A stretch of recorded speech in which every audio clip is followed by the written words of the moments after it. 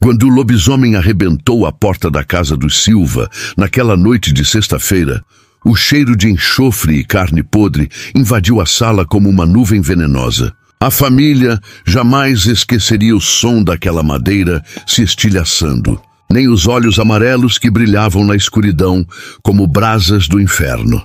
Era março de 2019 e a pequena propriedade da família Silva ficava a 8 quilômetros do centro de Caruaru, numa região onde a caatinga ainda dominava o horizonte. A casa era simples, de tijolos aparentes e telhado de barro, cercada por um terreiro de chão batido, onde galinhas ciscavam durante o dia. Mas naquela noite, tudo estava silencioso demais. José Silva, um homem de 42 anos com mãos calejadas de trabalhar na roça, estava sentado à mesa da cozinha quando ouviu o primeiro uivo. Não era um uivo comum. Era algo que vinha das profundezas da terra, um som gutural que fazia os ossos vibrarem dentro do corpo. Sua esposa, Maria, de 38 anos, estava amamentando o bebê de 6 meses no quarto. Os outros 3 filhos, com idades entre 5 e 12 anos, já dormiam em suas redes. O cachorro da família, um pastor alemão chamado Thor, de pelagem preta e caramelo, começou a rosnar. Thor nunca tinha medo de nada. Já havia enfrentado cobras, espantado ladrões e protegido as crianças de animais selvagens. Mas naquele momento, o animal recuou para debaixo da mesa, com o rabo entre as pernas, tremendo como se tivesse visto a própria morte. José sentiu um frio percorrer sua espinha. O ar dentro da casa ficou denso, pesado, como se algo sugasse o oxigênio. Ele se levantou devagar, o coração batendo tão forte que parecia querer escapar do peito. Foi quando ouviu os passos. Não eram passos humanos. Era o som de garras arranhando o chão de cimento do terraço, acompanhado de uma respiração rouca, ofegante, animalesca. A porta da frente começou a ranger. José correu até ela, colocando as mãos contra a madeira, tentando mantê-la fechada. Do outro lado, algo empurrava. Algo forte, algo que cheirava a sangue velho e terra de cemitério. O homem podia sentir o calor da coisa através da madeira, uma quentura febril e doentia que não era natural. Maria, pega as crianças. Ele gritou e sua voz saiu estrangulada pelo medo. Foi quando a porta explodiu. As dobradiças se arrancaram da parede com um estrondo metálico e a madeira voou em pedaços. José foi jogado para trás, caindo de costas no chão da sala, batendo a cabeça na parede. Seus ouvidos zuniram. Sua visão ficou embaçada por um segundo. E então ele viu. A criatura que entrou pela porta não era nem homem nem lobo. Era uma aberração que desafiava toda a lógica da natureza. Media cerca de 2,20 metros de altura, com ombros largos e arqueados, cobertos por pelos negros e emaranhados que pareciam estar sempre molhados, gotejando uma substância viscosa que cheirava a ferro e decomposição. As pernas eram digitígradas, curvadas para trás como as de um lobo, terminando em patas enormes com garras que arranhavam o piso a cada passo. Mas era o rosto que congelava a alma. O focinho alongado revelava presas amareladas, algumas quebradas, outras afiadas como lâminas de barbear.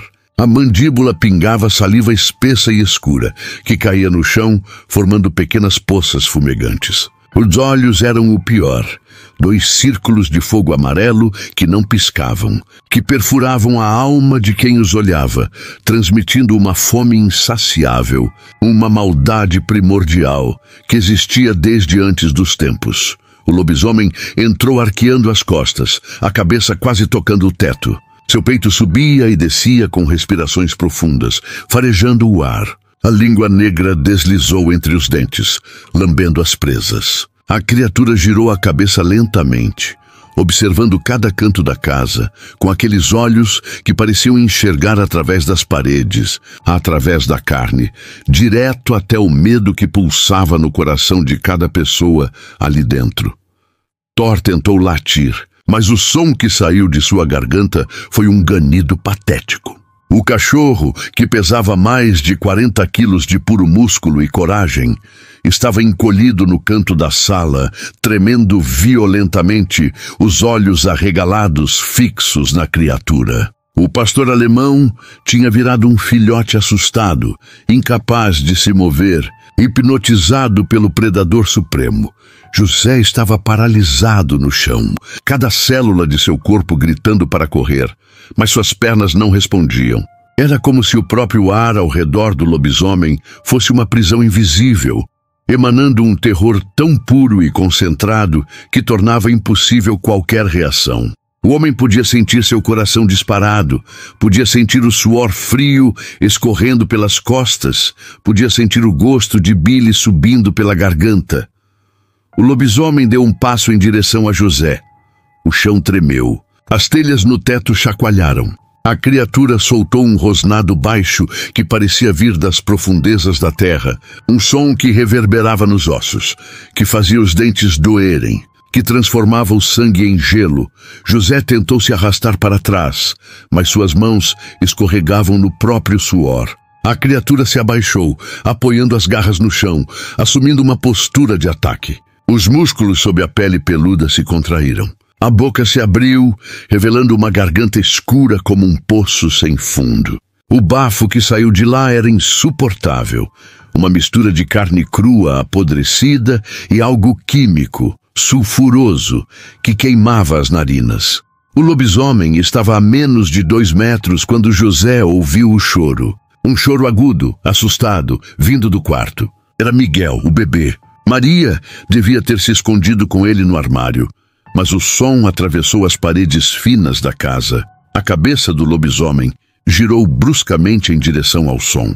As orelhas pontudas se ergueram. As narinas se dilataram. Então algo terrível aconteceu. A criatura sorriu. Não era uma expressão humana. Era uma caricatura grotesca. Um arreganhado de dentes que demonstrava uma inteligência perturbadora. Uma consciência maligna que sabia exatamente o que estava fazendo. O lobisomem se afastou de José e começou a caminhar em direção ao quarto. Cada passo era deliberado, calculado, saboreando o momento. A criatura sabia que tinha todo o tempo do mundo. Sabia que nada ali podia detê-la. O corredor estreito da casa parecia um túnel para o inferno, e a besta caminhava por ele como uma condenação inevitável. José tentou gritar, mas nenhum som saiu. Tentou se levantar, mas suas pernas estavam como gelatina.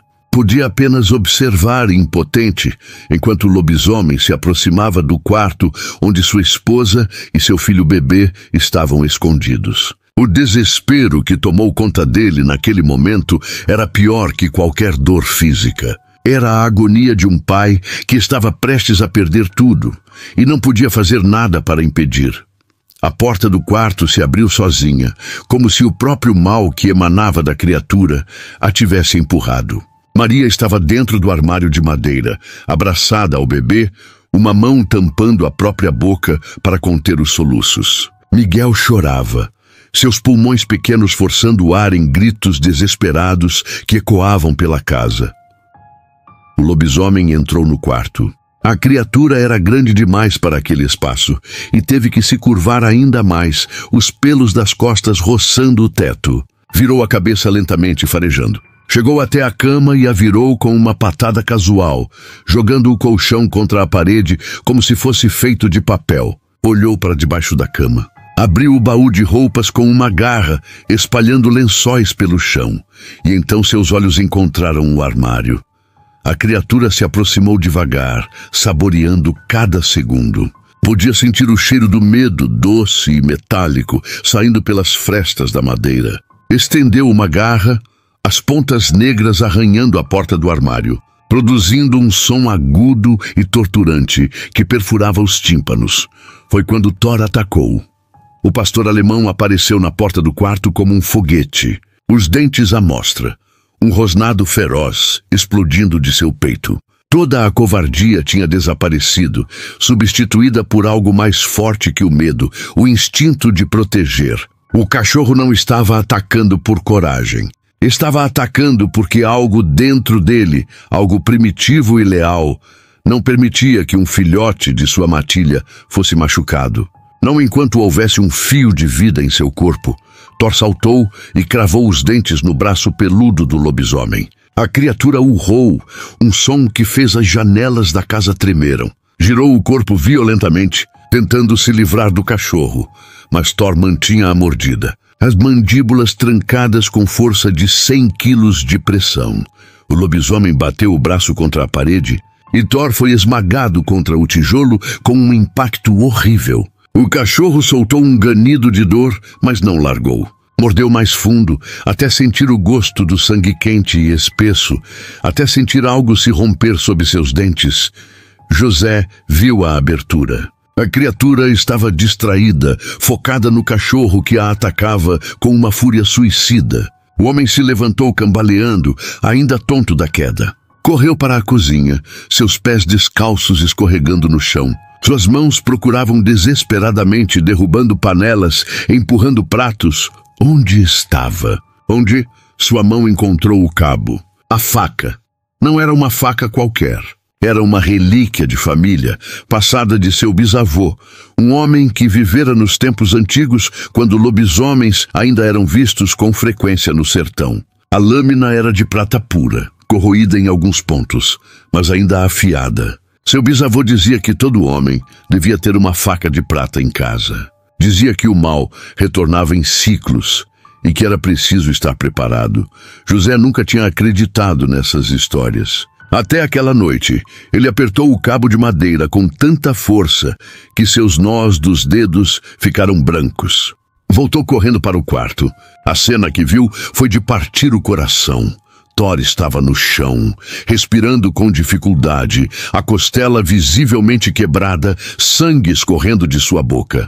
Mas o cachorro tinha conseguido. Tinha dado a José os segundos que ele precisava. O lobisomem estava curvado sobre o armário, prestes a abrir a porta. As garras já arranhavam a madeira. Do outro lado, Maria abraçava Miguel com tanta força que temia estar machucando o bebê, mas não conseguia soltar. Os dois estavam chorando, sons abafados de puro terror. José não pensou, não podia pensar. Se pensasse, o medo o paralisaria novamente. Apenas agiu.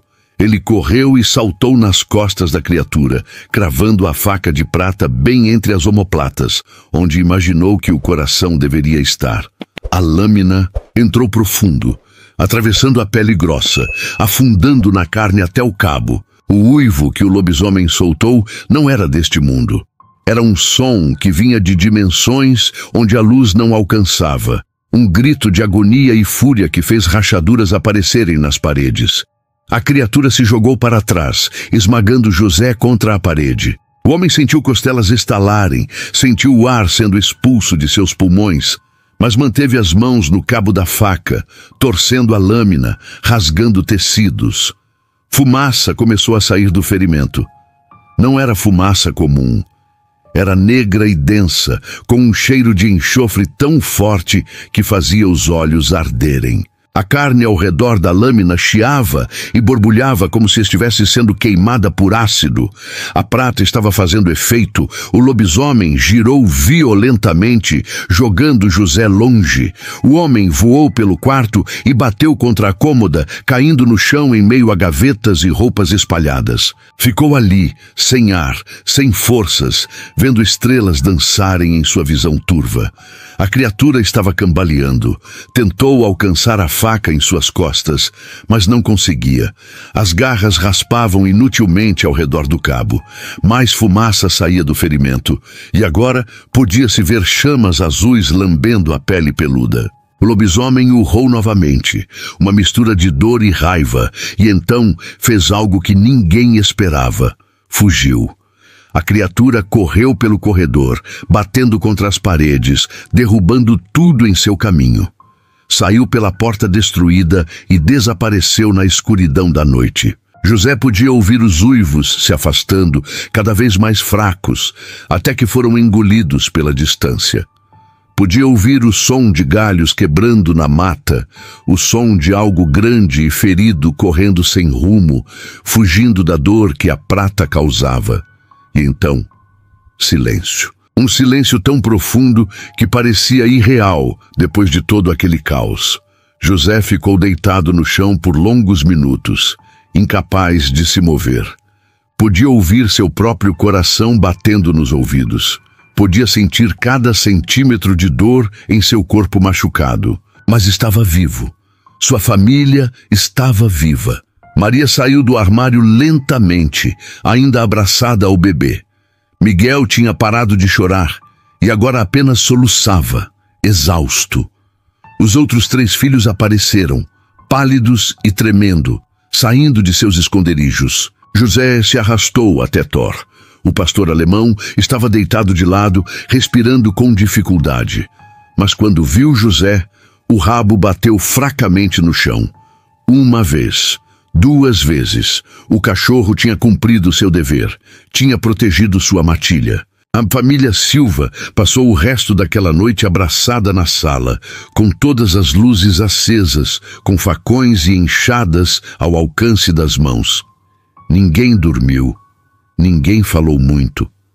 Apenas se abraçaram e esperaram o sol nascer. Quando a luz do dia, finalmente, chegou pintando o céu de laranja e rosa, José saiu para avaliar os estragos. A porta da frente estava completamente destruída, arrancada das dobradiças.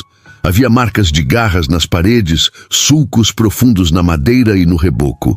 No chão da sala havia manchas de um líquido espesso e escuro que cheirava a enxofre. Mas não era sangue comum.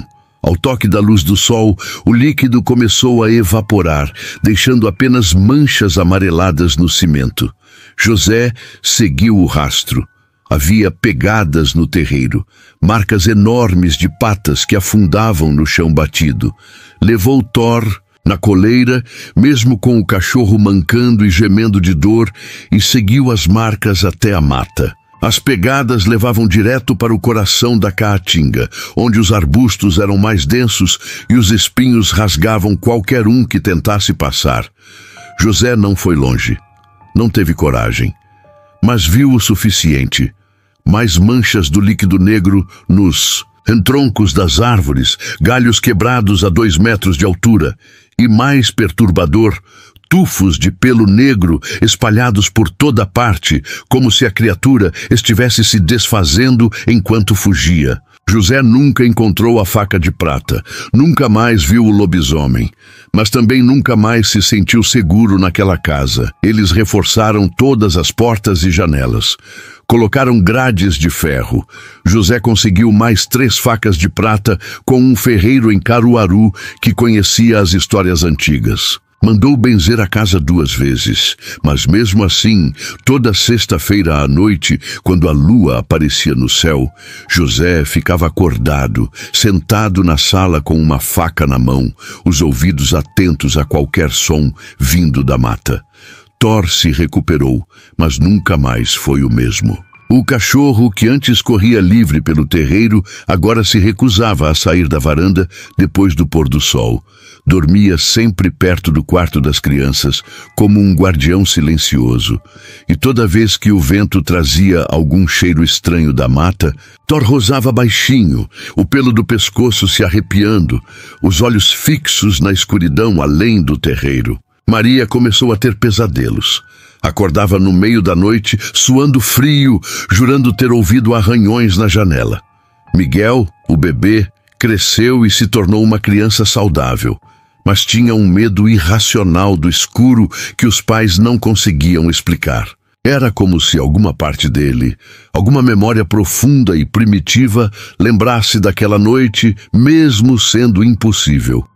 Os vizinhos mais próximos, que moravam a 3 quilômetros de distância, contaram que também ouviram os uivos naquela noite. Disseram que nunca tinham ouvido nada parecido. Alguns mencionaram que seus cachorros tinham se recusado a sair de casa por dias depois disso. Outros falaram de pegadas estranhas encontradas em suas propriedades, marcas que não pertenciam a nenhum animal conhecido. Houve rumores. Sempre há rumores no interior. Um vaqueiro disse ter visto algo grande e peludo correndo pela estrada na madrugada seguinte, deixando uma trilha de sangue escuro. Uma benzedeira da região afirmou que uma maldição antiga tinha sido despertada. Um caçador jurou ter encontrado uma caverna nas profundezas da mata, com ossos espalhados pelo chão e marcas de garras nas paredes. Mas ninguém quis investigar. As pessoas do interior sabem que algumas coisas é melhor deixar quietas. Sabem que a mata guarda segredos que não devem ser desenterrados. Sabem que existem forças neste mundo que a ciência não pode explicar e que a sabedoria antiga existe por uma razão. José Silva continuou trabalhando sua terra, continuou criando seus filhos, continuou sua vida como se nada tivesse acontecido. Mas aqueles que o conheciam bem notavam mudanças. Ele nunca mais sorria da mesma forma. Sempre olhava para a mata com uma expressão distante, quase melancólica, e nunca, jamais, saía de casa depois do anoitecer de uma sexta-feira. A faca de prata nunca foi encontrada. José imaginava que ainda estava cravada nas costas daquela criatura, em algum lugar nas profundezas da Caatinga. Ou talvez a criatura tivesse conseguido arrancá-la e a lâmina estivesse enterrada em algum buraco escuro, esperando, às vezes, nas noites quentes de verão, quando o vento soprava da direção da mata, José podia jurar que ouvia um uivo distante. Não era como os uivos normais dos cães selvagens que vagavam pela região. Era mais profundo, mais triste, como se algo estivesse chamando ou avisando. Thor ouvia também. O velho pastor alemão erguia a cabeça, as orelhas atentas e rosava baixinho. E então deitava a cabeça entre as patas, os olhos nunca se fechando completamente, sempre vigiando a escuridão além do terreiro. A família Silva nunca contou essa história para ninguém de fora. Quem acreditaria? Na cidade, as pessoas ririam. Diriam que foi um cachorro grande, ou um louco fantasiado, ou o resultado de alguma bebida forte. Mas eles sabiam a verdade. Tinham as cicatrizes para provar. José tinha 3 costelas que nunca se curaram direito. Thor mancava da pata traseira esquerda. E Miguel, mesmo sem poder lembrar conscientemente, acordava gritando algumas noites, falando de olhos amarelos e dentes afiados. No interior de Pernambuco, onde a Caatinga se encontra com o horizonte e a noite chega densa como breu, as pessoas ainda contam histórias. Histórias de criaturas que não deveriam existir, de coisas que vagam entre as árvores quando a lua está alta, de uivos que gelam o sangue e fazem até os homens mais corajosos trancarem suas portas. E nessas noites, quando alguém menciona lobisomens ao redor de uma fogueira, sempre há aquele silêncio pesado que se segue. Aquele momento em que todos olham para a escuridão além do círculo de luz. E sempre há alguém que diz, quase sussurrando, melhor não falar dessas coisas, nunca se sabe quem está escutando. Porque no sertão, algumas histórias não são apenas histórias, são avisos, são memórias de encontros que mudaram vidas para sempre. São cicatrizes na alma de uma família que aprendeu da pior forma possível que os monstros dos contos antigos nunca desapareceram realmente. Eles apenas esperaram, na escuridão, sempre esperando